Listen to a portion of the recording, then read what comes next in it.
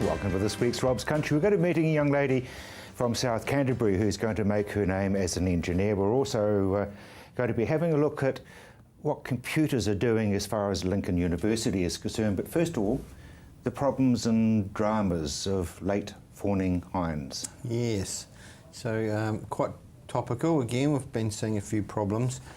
So this typically occurs in later fawning hinds because they tend to be giving birth after a pretty good active growth phase in pasture. In other words, they're fat. Yeah, well, we can either get very oversized fawns or a lot of intrapelvic fat, and it equates to difficulties in giving birth, particularly when we're looking at animals that are reared and pregnant and growing babies on the flat, because they don't tend to be as fit and tend to get themselves into difficulty in pushing the baby out. And deer, as most people are aware, they've got very long necks, long legs, and if things don't go right, they can get themselves in a hell of a tangle and make the operation of delivery pretty difficult. And they're not easy to catch. Not easy to catch, and I guess that the nature of the beast compounds the problem, because most farmers or people that have got a small group of hinds that they're fawning, they're a little bit reluctant to intervene rapidly, and there's good reason for that on occasion. You can go into a mob of pregnant hinds and upset the apple cart and stress them out a bit if you're too keen to sort of bring them into yards too early. But unfortunately, this often equates to things being left a little bit too long, and by the time they're brought in, we've usually got a dead fawn and sometimes a hind that's starting to get a little bit sick. So, do you do cesareans? These days, not often. In the early days, we used to do lots and lots of cesareans, especially when there were animals with a fair bit of value in them. And yeah, the success rates of cesarean in deer were pretty good, but not quite as successful as other more commonly thought of species. And really that's just because the symptoms of problems have been hidden, and by the time we get to intervene, they're actually not that well. Yeah, because they're pretty shy animals, aren't they? Yeah, and often we've been, we're doing cesareans and pulling babies out that have been dead for some time, and of course the problems with infection and things are quite relevant. Okay, so that's the downside. How do we prevent it? Yeah, so I think stock management is probably it needs to be more of a skill that's fine-tuned in deer perhaps more than other species because of the problems that we get. So it really, if things are even a little bit off skew as far as nutrition goes in the later pregnancy period, or maybe the second half of pregnancy, then it has bigger consequences than you might be able to get away with other stock classes, for instance. So really, nutrition is your first thing. Nutrition is a big thing, especially when it comes to difficulty with hind management through giving birth. And yeah, as I say, stage of mating and trying to ensure and project when you're going to get, when you're anticipating good pasture growth and what's available to the animal and when is important in managing these issues and avoiding such problems. Yeah. Okay, is there anything else that we should be looking for, or is there any sort of, mainly it's the date of mating and... Date of mating and nutritional management really, and keeping an eye on the condition of stock. As I say, it really is a very skillful process, and it's maybe not as forgiving as other stock classes when it comes to farming. Particularly when when we're looking at relatively small groups of animals, often on the plains here in Canterbury, and it's less of an issue with big commercial units, and probably that is a lot to do with experience and the skills of stock management that come with that. When we're dealing with small groups of animals on the flat, and as I've just explained, often that equates to also hinds that are less fit because they're not on hill country, it can result in some major problems. And some of the issues are they're not that nice to be involved with when we're trying to extract them. Exactly. Changing the subject, we've had a pretty good spring, so you've been through the ponies foundering, and now we go to the other extreme probably for a lot of small blocks. So nutrition. Yeah, nutrition. Yeah, I harp on about this every year. It is still the #1 welfare concern that we have in small block holders. So I think people with 10-acre blocks and things, please be aware and plan for how many stock you're going to be able to carry, especially in unirrigated small block holdings. We every single year see problems, nutritional problems in animals that are carried on these small areas. And if advice is needed, it's better to do so early before you get yourself into real trouble and have a real welfare issue. The other thing that I need to make very clear is that one of the #1 nutrients, apart from energy, is water. So, often we have these issues with small block holders, and for some reason we have people that are just unaware that, for instance, sheep are going to need water to drink. And lots of it. Yeah, so we drink a lot on a hot day. That's right. So that's a really important issue. And on top of that, coming out the other end in the autumn, we have drought, stressed stock. Then often we get major problems with parasites at the other end of the season, and the stress of undernutrition compounds with the parasite burden that these animals are carrying, and then we can end up with animals falling over coming into the early autumn as well. So really important, and I think it's the #1 welfare concern that we still deal with. It seems funny to be saying that, but for the last 15, 20 years, nothing's changed. I think that the two biggest welfare issues that we deal with small acreages is poor parasite control and undernutrition. It seems basic, but that's what creates good. Very briefly, Nick, fly strike. Fly strike, yeah, it's especially when we've still got a little bit of moisture around. Fly is a real problem. We certainly are seeing quite a few cases. I guess it's really important to act preventatively. There's lots of management issues that need to be thought about, and that's as simple as making sure we've got a good shearing practice, crutching and breech shearing and things like that, so that we've got less of a good environment for the strike to occur. Good advice on what product to use, taking particular notice of how residual the activity is. Most of these products are insect growth regulators these days.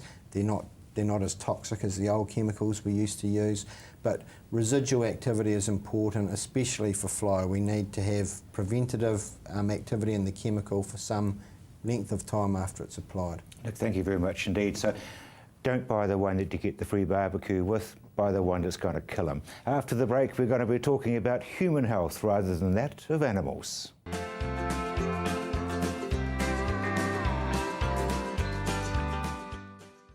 Airtech wastewater treatment systems are the future here now. Easy to use and efficient, these sewage plants are already where the environmentalists are heading. You can relax as new rules come into place. A series of chambers does the work while you reap the benefits. Easy to landscape, they're ideal for new homes or as a replacement for an old septic tank. Airtech wastewater treatment system, your advantage when dealing with grey or black water. See the RX Plastics website for details or contact RX Environmental. When we were kids, saving the world seemed like the easiest thing you could do. But the world has changed, and the problems are bigger than we'd ever imagined. People are starving, the environment is under pressure, the climate is changing fast, and we are running out of fresh water. There's so much distraction, it can get hard to see where you can make a difference. With so many other things going on, where do you start? Well, feeding the world gets a little easier when you start by planting the right seed. Protecting the future is possible when you know how and have help. And if we work together to tackle the big challenges, everyone can live well. At Lincoln, we're on a mission to feed the world, protect the future, and help everyone live well. So don't settle for just any future. Join us and make a difference. At NCRE, there is no job too big or too tough. We can take care of all your air conditioning, heating and electrical needs. NCRE, we'll get you sorted. Irrigation is the future for farming in New Zealand, but like any technology, you can't be expected to get the most out of it on your own. Hydro Services is the key to maximising your results. On-farm irrigation management, minimising drainage losses, minimising power usage and maximising efficiency. Soil moisture solutions, soil water holding capacity assessments, resource consent applications and on-farm workshops, all there in the one place. Hydro Services, your one-stop for irrigation management and soil moisture measurement solutions. Jumpstart your career in the primary industries at Aoraki Polytechnic. Qualify with a New Zealand Diploma in Agribusiness Management. Study on your farm, for your farm on a project-based method. Aoraki also offers Level 2 and 3 Agriculture, Level 3 Horticulture and Epiculture for those interested in the beekeeping industry. So enrol today and get hands-on experience at Aoraki. Are you having trouble with your old mower or just have too much grass? At Mead Mowers and Chainsaws, with our wide range of Husqvarna mowers, no job is too big or too small. We stock rotary, ride-on, zero turn, out front articulated riders and robotic auto mowers. We have the Husqvarna mower for you. Call in and visit Gavin or Peter at Mead Mowers and Chainsaws.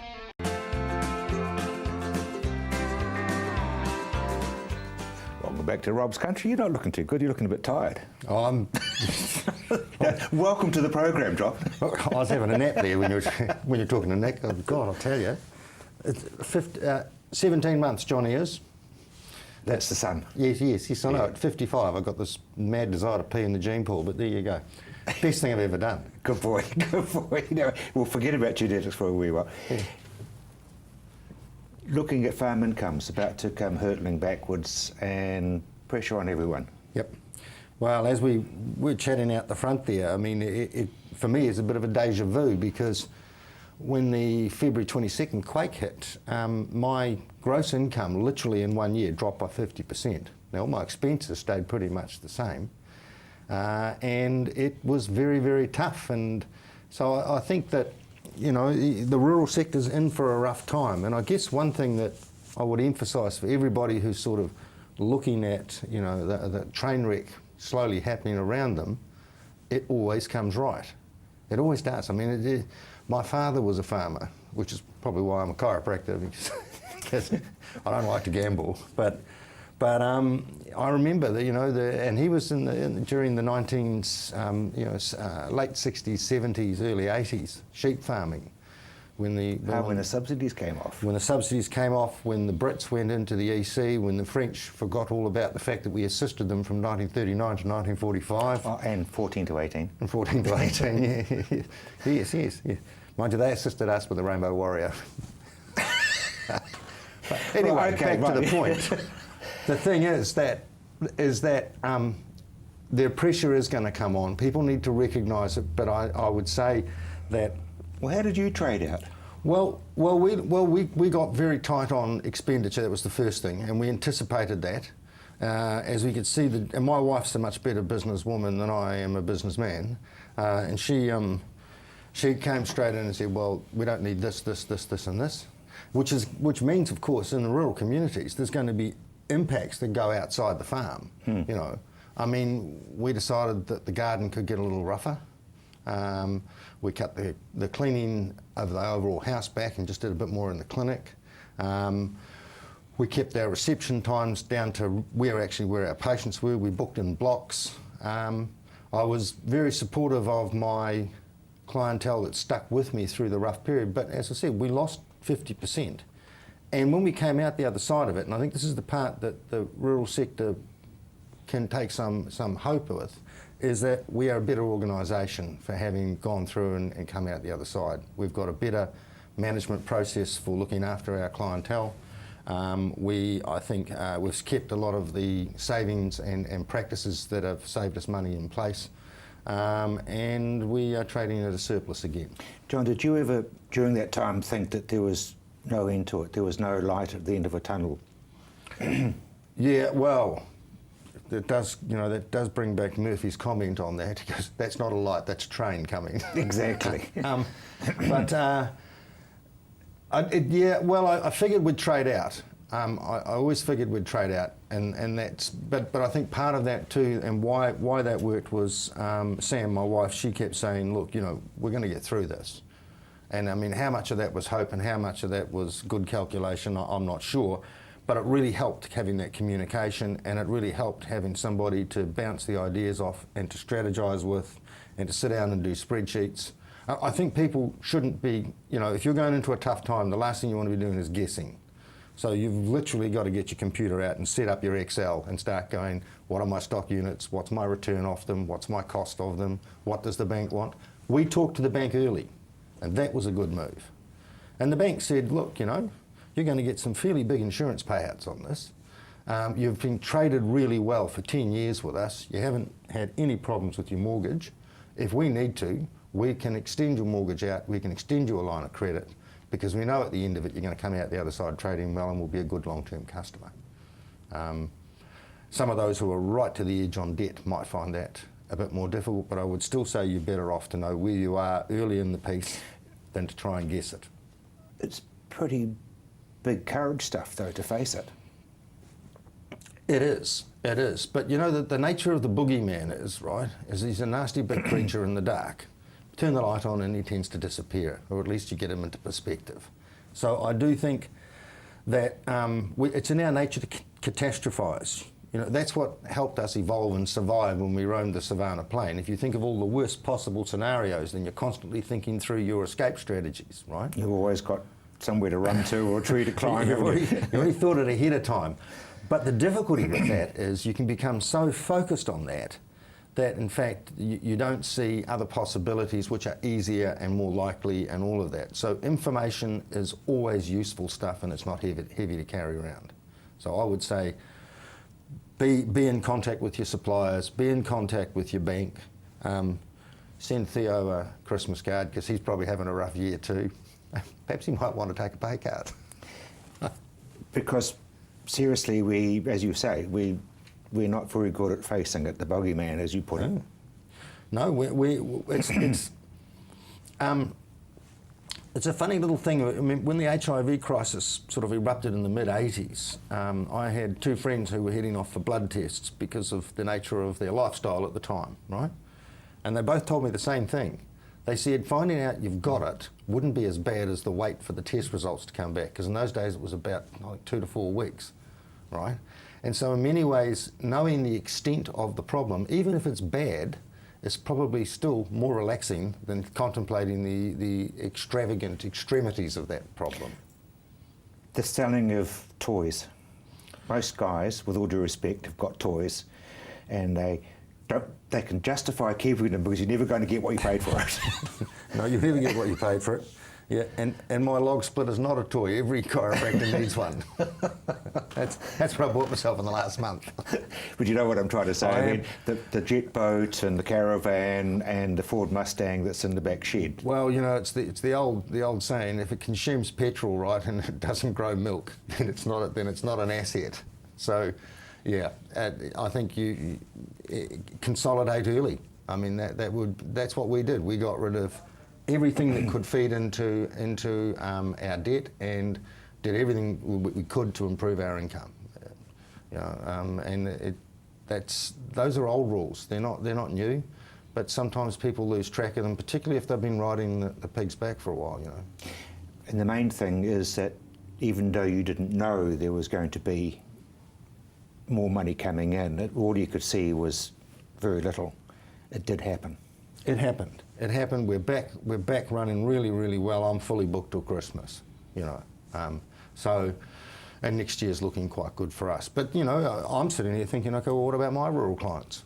And I would say to all those people out there who have got a little bit of movement in your own budget when you're dealing with these people, right? Look after them. I've got people who are right on the edge of failing in their own businesses, and that's why they weren't coming to see me. So I phone up and talk to them, and they go, well, I just can't afford it. And I said, well, I've got blank spots. And you've been a good client for years, so come in anyway, you can have a couple on the firm. Now they're back with me, and they're now back making money, and now they're paying me back my full fee, and they're remembering I stuck with them during the rough times. John, thank you very, very much indeed. That's from the heart. Yep. Really appreciate that. It's going to be a dry summer, so I caught up with RX Plastics to see what they're up to as far as irrigation is concerned. Yeah, look, Rob, I think with the dairy payout having been very high, actually there is a lot of business actually occurring out there at the moment. The price is coming back, but of course people are now saying we've got to get the most out of everything. Absolutely, and I think we've got some very good options for irrigation generally. You know, if people are putting in pivots, then you know, the option exists to put in the less expensive K-line rather than putting in solid set at this point. Or biting the bullet and actually putting in more systems that have got lower labour. The set systems, your G sets, people are catching on to that pretty quick. Oh, absolutely, and that's looking very, very promising. We have the opportunity to apply a very small amount of liquid over every day. So in fact, we can essentially emulate what a centre pivot would do on a broad area. Tony, your offsider, was saying that a lot of people are using them to fill in the corners so that you're actually getting total coverage. Absolutely. You spend a lot of money buying the land in the first place. It's very, very important to try and extract the best out of that piece of land. And GSET has the opportunity, of course, of covering almost every little piece of land that you have on a property. How's the K-line going? Because you guys have been working away on that for a long, long time. Yeah, look, it's still in development. We every year come up with something slightly different. You know, we've done a lot of work in improving the uniformity of K-line. There are more in the way of sprinklers that are available to give you better coverage. Very much a success story. And you're using it for effluent disposal now as well? Yeah, using it for effluent dispersal, and that's been very, very effective. We've got obviously standard K-line that's been out for a lot of years, but now we've got mid-pods and in fact max pods that you know, have a nozzle up to 15 millimetres, which is very large in terms of small draggable systems anyway. And how's supplies? Are you keeping up with demand? Well, it's fairly hot. You know, we're in a busy part of the season anyway, and it just seems that as the sun comes out, everybody wants everything yesterday. Not sure whether that's failure to plan, but you know, we'd certainly never admit to it, would we? No, it certainly puts some challenges from a manufacturing perspective. Yeah. It is going to be a long, hot, dry summer. Everybody knows that, so get onto it, I guess. Yeah, the sooner you get the order in, the sooner we can actually supply it. And yeah, quite right. Very good chance of El Nino this year, making it dry on the east coast. That's certainly a concern. Your installers for your G sets keeping up with the rain? Yeah, they're all busy, obviously. So you know, the sooner that you can get in, the better. But no, lots of firms have picked up the challenge and starting to do stuff. Is it going in the North Island as well? Yeah, we're doing some designs in the North Island at the moment, and you know, I guess the mix is slightly different in that it's more about it's not as critical irrigation often. It's more supplementary. So you have to look at the dollar value per hectare and determine whether in fact that's good value. But absolutely. And you guys, I mean, you'll help people with that, and you're not there to sell, you're there to service, really. Yeah, we're really there to support our customers to do the best job in that. And that's true of K-line as well. We will assist wherever we are able in technical terms to assist them to do the best job. So I like Hydro Services' idea is you pay them to tell you not to irrigate if you don't have to. Well, the advantage of those sorts of things is that in fact we want to get the best bang for our buck, and it really doesn't matter whether that's irrigation or whether it's other services. Hydro Services are providing a situation where we can maximise the amount of area of coverage with K-line, so it's a very good positive. And boy, do we need positives right now. After the break, you're going to be hearing all sorts of things from the man who knows about everything sort of, well, it's all in there, isn't it?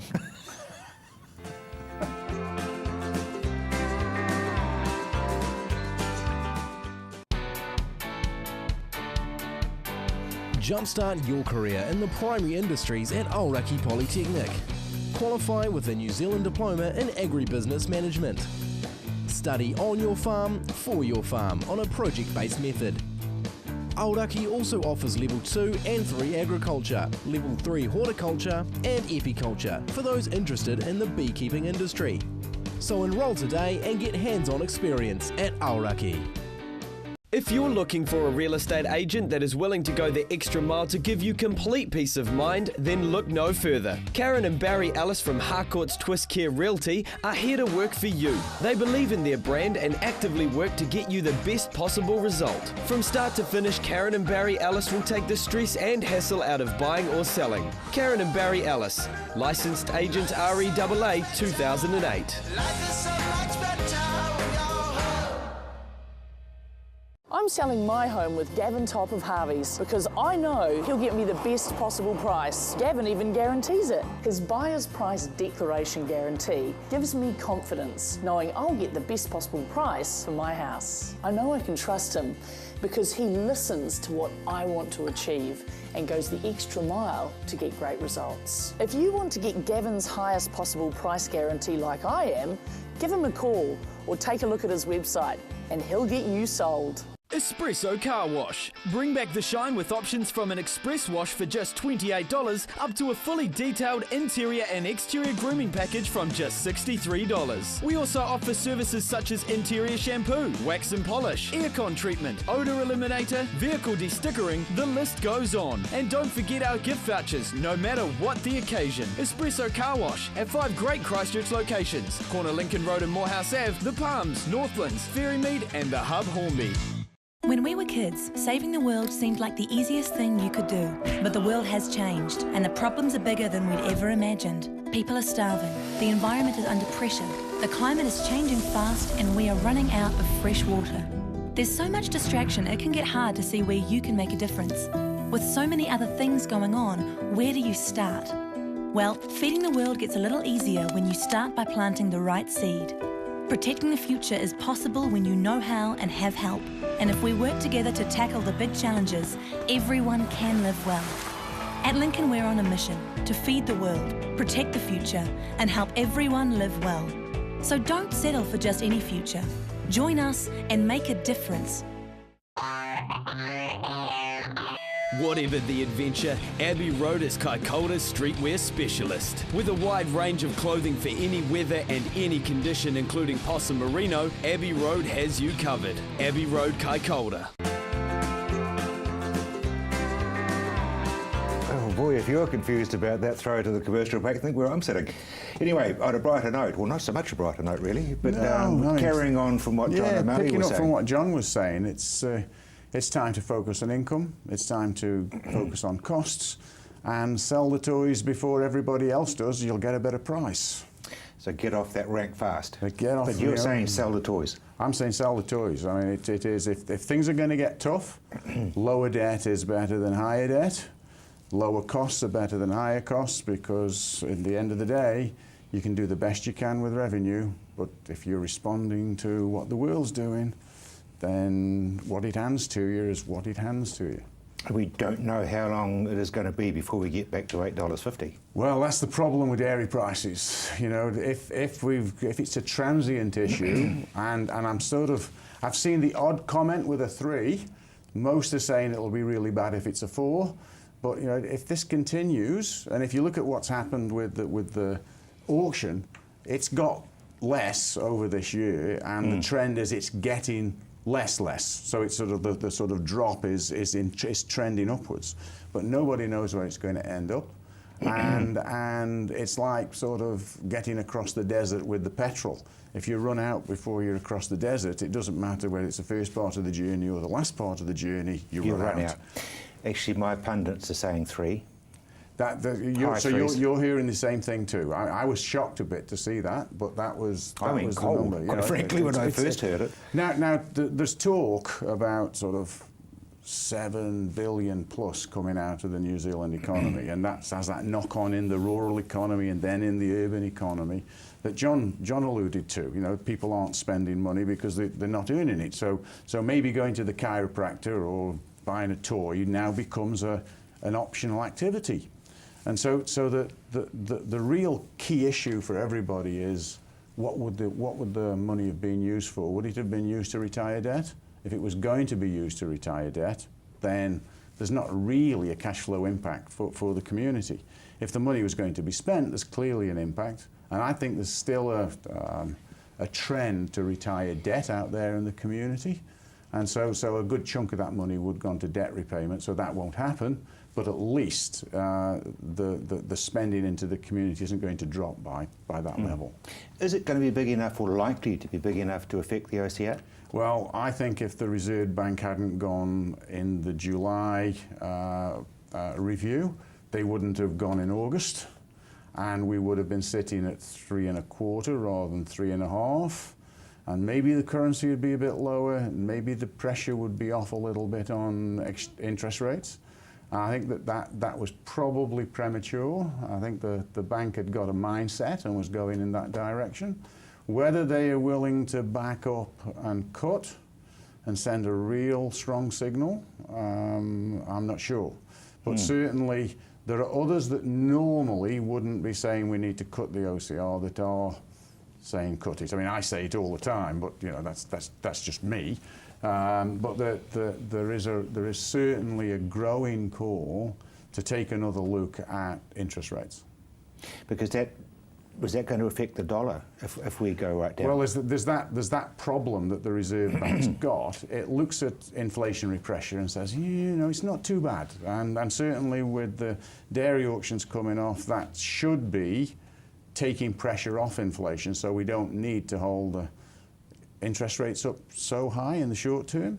The problem then comes in terms of asset prices in Auckland and maybe in Christchurch or the larger centres. If interest rates are low, that puts an upwards pressure on asset prices, so house prices go up. And house prices going up are a real problem from the point of view of the Reserve Bank. They are saying that these assets are overvalued. They then bring in their discussion of macro-prudential tools, which makes everybody's eyes roll. For those who know what you mean, so you better explain what it means. When you hear macro-pru or macro-prudential tools, they are things that can impact the ability to borrow or lend money other than interest rates. And so you might have a limit which says you've got to have a 20% deposit. That's the loan-to-value ratio. So that's a macro-prudential tool. And it applies across all the banks, so that's macro rather than micro. It could be that the banks are limited to how much money they can lend, say, on farming or, say, into domestic housing. That's a macro-prudential tool which impacts the amount of money that's lent rather than the interest rate that's charged on the money that's lent. In the first house I bought in the UK, I knew how much money I could borrow. It was 2.5 times my income, plus my wife's income, if I could convince them she wasn't going to get pregnant, plus whatever deposit I could get. And that was the amount of money I could borrow. I had a mental picture of the questionnaire. It was absolutely what the question. But the whole point being is that's an intervention on the amount of money rather than the interest rate that's charged on the money. Yeah. And so the upshot of that is that we can influence the amount of debt in the economy in a way that isn't attractive to all of the cheap money in the world coming into New Zealand, which is holding up the currency. So that's what you'd like to see disappear? And I'd like to see that pressure managed more acutely, to see the exchange rate as an important issue, because this is good for all exporters, including farmers. So I'm not just speaking for the manufacturers, I'm talking for the export base, the traded economy. If we saw a realistically valued currency in, say, low 70s, high 60s, then we see a significant improvement in return for exporting stuff out of New Zealand. We see an increase in cost for imports, and so we would lower the competitive world, or the competitive position improves for people who only manufacture and sell into the home market. Capital gains tax. Well, capital gains tax, that for me, it came onto the political agenda. It seems to be sliding off the political agenda. At a personal level, I think taxation should be low and broad, and it should include capital gains. That would in itself push back against asset prices that are worrying the Reserve Bank, that creates the problem with currency. So these options in the economy create their own problems, and frankly, it's been rejected politically, and so that's life, we move on. That still doesn't alter the fact whether it's a good or a bad idea. John, thank you very much indeed. Met up with a young lady in Timaru who was in a most unlikely place until you met her, really. She was in the engineering part of Aoraki Polytech. Done a few jobs in the takeaway industry, and yeah, just went out on site with my engineering partner and became quite interested in it and what he was doing, and just enrolled. And I've spoken to a few of my friends who have been through this course who had really good things to say about it, so yeah, just enrolled. Workshop with Dad? Yes, I grew up working with my dad in the garage, passing him the tools, and he was showing me how to oil his bearings and just things like that, and I really loved it. And yeah, fixing up his motorbike and little wee projects, yeah. So obviously this course is what, a year, or how long is it the course for? Just from February to November, so just this year, yeah. And then hopefully the rest of the apprenticeship, if I get offered one at my work placement, yeah, I'll be doing that for 2 years, 2 more years. So you do make things. I mean, there's a lot of wonderful machines in here. Yes, yeah, we get to use all the equipment. It's all up-to-date, safe equipment, and we get to take the tools that we make home and, yeah, get to look at them for the rest of our life. So it is practical. I mean, you are building your own future. You are making things to use at work, like a centre punch or a scriber that gets used just about daily. So you've got your own little one that you've made to use. 5 years out, what do you think you'll be doing? I will have finished my apprenticeship and be working hard as a welder, and I'd like to eventually get into more computer side things, computer programming, CAD programs, design, yeah, designing things for people to make. You still need this practical background though to be able to do that. Yes, yeah, definitely. You've got to start from the bottom and work your way up. Because we are getting very computer orientated and looking at farming, the engineering side is slipping away a wee bit. Yeah, slightly, yeah, I can see that eventually we'll probably be programming the computers just to weld it up.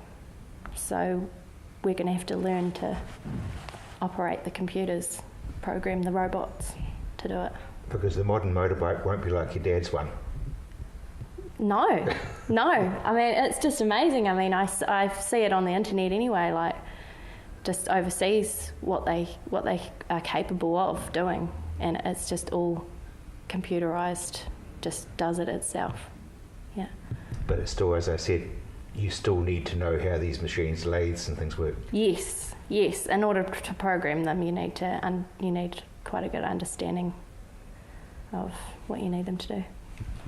So the country is going to be in some exceedingly good hands. After the break, we're going to continue with our theme about computers and what they can do and what they will do.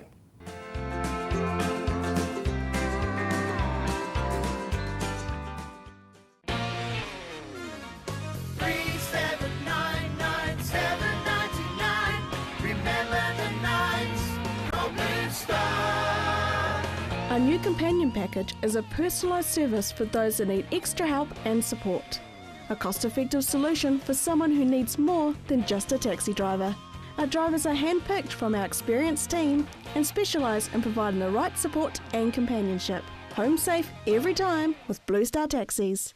When we were kids, saving the world seemed like the easiest thing you could do. But the world has changed, and the problems are bigger than we'd ever imagined. People are starving, the environment is under pressure, the climate is changing fast, and we are running out of fresh water.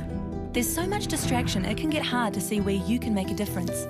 With so many other things going on, where do you start?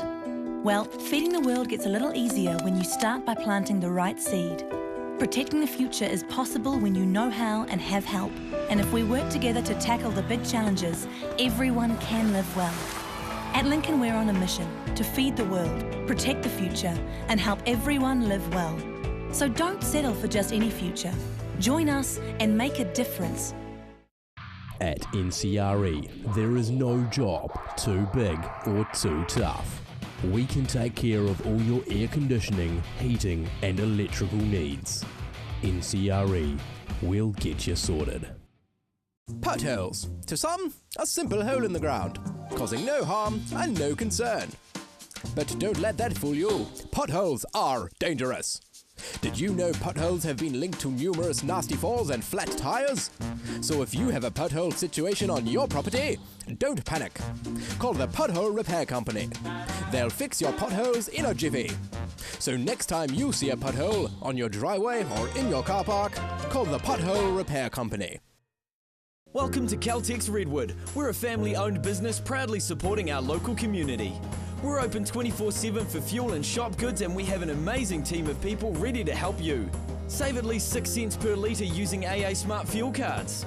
We also offer great value on our LPG bottle fills. We have a full workshop and Bridgestone Tyre Centre. Our mechanics and tyre technicians will get your car sorted. Caltex Redwood. We're just down from St Bede's on Main North Road. Caltex Redwood. What drives you? Jumpstart your career in the primary industries at Aoraki Polytechnic. Qualify with a New Zealand diploma in agribusiness management. Study on your farm, for your farm on a project-based method. Aoraki also offers Level 2 and 3 agriculture, Level 3 horticulture and epiculture for those interested in the beekeeping industry. So enrol today and get hands-on experience at Aoraki.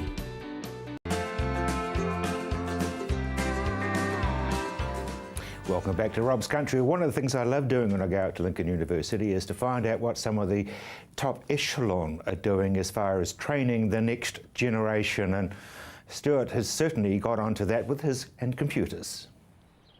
It is, Rob. We've got computers everywhere. Most people use a computer as part of their work, and more so increasingly on the farm, with a range of precision ag technologies coming out. But even in the farmhouse, people doing their accounts on a weekly basis. All the software's now there to do nutrient budgets and things like that. So I think that's just going to increase and increase as time goes forward. How hard is it to keep up? Because if you're over sort of 10 or 15, I think it's going to be hard. Some stuff stays the same. The underlying theory and that sort of stuff stays the same, but the technology and the software that we do, all of the platforms move forward, so it can be a little bit hard to keep up. But one of the things that we try and do here at Lincoln is when we're designing technology and working with people is to make things work as best we can and provide an easy to use user interface to those things, so that you're not spending a lot of time remembering how to use the software that you maybe only use once or twice a year. Because to many it is a mystery, and passwords are the devil's own thing. Yeah, and there's lots of different bits of advice around there about passwords, and so you've always got to remember there's this balance between keeping everything completely secure and having a password that you can never remember, and therefore no one can ever get into it, so it's really secure, over actually being able to be productive and do the work that you need to do. So passwords that you can remember but that are hard for other people to guess are the way forward. As far as broadband is concerned in the rural areas, is that a problem? Well, we're seeing the Rural Broadband Initiative get broadband out to many people in the areas, but on farms in particular, I think increasingly whole farm connectivity is going to become a big issue. So it's not just getting high-speed broadband to the farmhouse, to people's cottages on the farm, but actually we're going to want to deploy sensors out on animals, on water troughs, monitoring different parts of the farm and getting that data back so that you can run analysis on it is going to be important. So we're solving part of the problem, but as technology advances, we're going to find more and more uses for it, so we're going to want to push that even further. As far as Lincoln University is concerned, what's your role in all this? Well, recently we've started up a new course, Bachelor of Science in Agri-Tech, which is about building the next generation of people who can develop new technology to be used out on the farm and in the rural sector. So at a teaching level, we're hoping to educate people who are going to be creating the next latest, greatest things that we'll be using to help improve productivity, environmental performance and sustainability. But we're also in a research space looking at how we can apply those technologies, how well things work for farmers and in other rural sectors, what benefits they actually bring. Does the cost and the hassle of taking on some new technology, is that actually higher than the returns that it brings? So with all technology, there will be those people who are straight down the store to get the latest and greatest thing, but some other people are a little bit more cautious, and we want to be able to help those people make the right decisions for their farm, bring in the right technology that's going to help them to improve their productivity. So who are you aiming it at as far as student is concerned? For students, we hope to have a strong domestic student enrolment. We're really interested in people who like problem solving. So it doesn't have to be the person who spends all day on the gaming console or on Facebook. We're all about problem solving. So if you like working out how things work and working out solutions to problems, then you're the sort of person that we're after. If you've got an interest in technology, that's a great start. And someone who's got a bit of affinity with the rural sector. But that doesn't mean that you have to live out in the country. We've had got a wide range of students here at Lincoln, and there's a lot of different roles for people to go into. End user? End users, we've got a lot of Lincoln farms that we can make use of technologies on, so we can actually go and deploy those, and we've also got good relationships with a lot of other farmers in the area that we will get out and use technology with and see how they're using it. So that will develop and spread. I mean, you're doing this as a commercial thing? Well, a lot of our research is pre-commercial, so we're trying out new things and seeing what works. Some of that will be taken to a commercial stage. Others of it will, some of our other findings will be released for public good and help lift the industry as well. The cream stuff. Yeah. Goes to the top. And what about the future looking around the world? I mean, are we likely to be selling this overseas? And yeah, what we'd really like to see is that agriculture and ICT are two of our biggest export earners. Precision Ag and Agri-Tech bring those two areas together. So I think there's a fantastic opportunity for New Zealand in terms of export earnings in this sector, both bringing in international students who want to learn and taking their expertise overseas or enhancing the local economy here, but also the technology that's developed by universities and then Kiwi companies being exported around the world. New Zealand's never going to feed everybody in the world by itself, but we can help the world feed itself. That's a lovely line. After the break, we're talking with Kerry from Rural Women, New Zealand.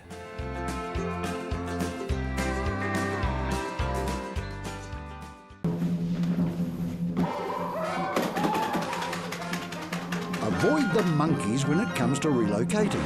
Trust A1 Movers, a family business since 1993 that guarantees a professional job every time. We carefully handle and wrap your valued items, ensuring they have a safe journey. Secure storage and insurance options are also available.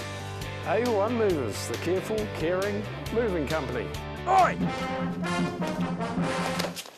Come on down to Ferrymead Golf. Care for a game of paintball? How about some swings on the old driving range? Or on our par 3 9-hole golf course? Test your skills on the mini golf course or have a go at the airgun shooting range.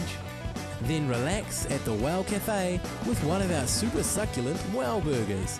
Whether you want to perfect your swing or are looking for a fun family day out, come down to Ferrymead Golf, 50 Ferrymead Park Drive, right next to the Ferrymead Heritage Park. Jumpstart your career in the primary industries at Aoraki Polytechnic. Qualify with a New Zealand Diploma in Agribusiness Management.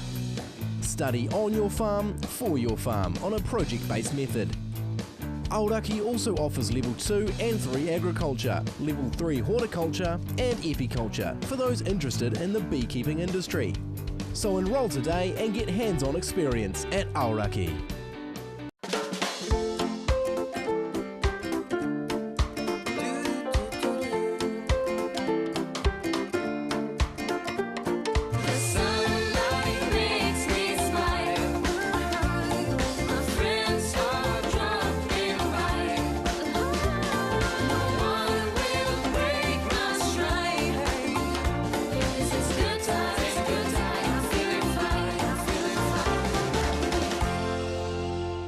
Shock factor to wow factor, Canter Colour Fun is here to change your world. From interior to exterior and everything in between, Kath has the skills and the knowledge to brighten up your home. Contact Canter Colour Fun for your consultation.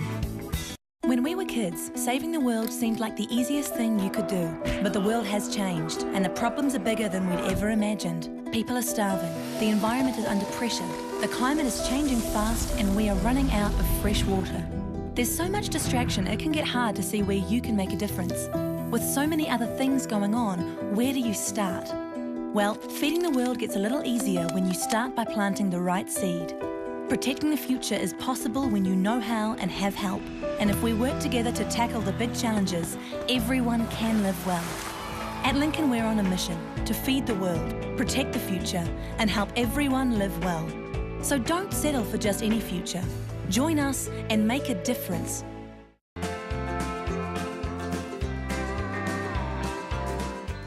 Welcome back to Rob's Country. Kira, computers, they're no longer something which is a tool, they're now a necessity. They are, and becoming more and more so, particularly in education. We're seeing a lot of schools now moving to what they call BYOD, which is bring your own device, and expecting students to provide their own computers. Which is all good and dandy if you've only got one child. But for families who have, more than one child, providing a computer is actually a huge expense. And we have schools now who are providing a full year's learning completely digitalised, so the child has to have a computer to do their work. And when you've got more than one child, you've got several computers, and the computer isn't something you can hand down from one child to the next. They wear out and they go out of date and they need upgrading. And so a child who's starting at year 13 could need 1, 2 or possibly even 3 computers in the course of their high school year. And that's a huge burden on a family. And also when they've got computerised homework, families are now needing to have wireless at home so that the children can do their homework. And that's actually putting a real burden on families financially and has the potential to marginalise those students whose families simply can't afford that equipment. There's the other problem that if they've got a lockout and they've got their own password, you don't know what they're watching it for in the morning. You don't. And that's an issue for parents as well. And also actually being able for parents to remain engaged in their children's learning. They're often using software that some parents don't know how to use. So the ability of parents to be involved in the child's learning and support and help them with homework is actually being reduced. and making it far more difficult for the parent to support their child through education. But as you say, those controls on what the child is able to see can sometimes be quite difficult because they change every time. Every time you put one parental control in, another piece of software pops up that you don't know about, and kids and you can't be expected to know about. You can't be, and kids are very savvy. They, with social media, they find out all kinds of things, and it's getting harder and harder for parents to support their children. I'm glad mine are all grown up, quite frankly. Driver's licences. Yes, this morning Associate Minister of Transport Craig Foss announced a review of the driver licensing system. They don't intend to lower the age or change the levels in any way, but it's really about making the transitions much smoother and how they can work better and smarter. The system was put in place in 1999, so it's probably timely to have a good review, particularly now that it's more difficult to get the restricted. There's some changes there, and looking potentially at the idea of online renewals for the full licence in future, and also some work on the heavy traffic licensing and the different classes that are there, and looking at smoothing that out and making those easier transitions. And they're going to be having some working parties to go on that. And interestingly, this was a very issue that Rural Women members discussed at our conference last month, was the whole issue about driver licensing and the cost for young people and some of the barriers for rural youth. So we're hoping to be part of that review and make sure that voice is heard as well, and see if we can make some improvements there for young rural people. Good on you. That flows into health and safety. Absolutely. I mean, it's that time of year, summer's coming up, children are home from school, and around the farm at times of the day when you wouldn't normally expect to see them there. So an opportunity for people to be a bit more mindful about what's happening around the farm, particularly around things with children in the yards, making sure those chemicals and even firearms are properly locked away, keeping a watch around your irrigation races and ponds and where the children are, and also things as simple like hay shed. It's all great fun building a fort in the hay shed, but not so much fun when a poorly stacked hay bale topples over. So a lot of things to watch about having young people around the farm, and also with the holidays, all those town cousins and friends coming out to stay who don't know the safe things about being on a farm and around animals and machinery and so on. So lots to watch out for there. Are we being a wee bit protective though? A little bit, but not everyone has common sense, and unfortunately it's something our kids have to learn. And we do, people get forgetful. You get in your normal routines, you forget that there's suddenly a little person there that you've got to watch out for, who's all excited about being on holiday and going out to play on the farm. So we just need to be mindful. But also, extending on from that, coming through the summer season, it's that good old time to start thinking about the harvests and things coming up, getting machinery out of the shed that hasn't been used for months on end, and a time to run people through those safety briefings again and just refresh yourself on machinery you haven't used for a while, and also if you've had new staff come on stream since last season, to get those people well briefed. And if you're bringing in casual workers to help with harvesting, good chance to have them put the guards on the PTO and things. Yeah, make sure all the guards are there, and you've got your high-vis vests and that they're the right colour. What colour should they be? You're going to look at me and say, what do you mean? But when you think about it, if you're in a yellow high-vis vest out in the middle of a field of golden wheat, you might be better off in an orange one. Okay. It's just about visibility. The whole point of them is to make you stand out from the surroundings so you can be seen. So it's a little thing, but often it's those wee things that trip us up. Because I've seen that there's been a wee bit of a trend for young ladies to wear a pink one, which I think is right. Yeah, there's nothing wrong with that. Well, pink bale wrap's a great thing. So basically it's all that, and we're not being overprotective because we survived on farms. We did, but I think we just need to be mindful that kids are excited. They don't always think things through properly, and just to keep those pointers in check. And also, moving on from that, often, we look at our health and safety plans, and it's one part of our risk management. We look at risk management on farm, and we think about safety, we think about financial things, we think about crops failing, but we don't think of the other side of the health and safety plan, which is health. Right. And, and a really important component of any business is its people. And if you haven't got your people working at optimum performance, it's not going to help your business. Kerry, thanks very much indeed. I'm Rob Cope-Williams. You've either been watching or you have just missed Rob's Country, but I will be back at the same time next week. Until then, bye now.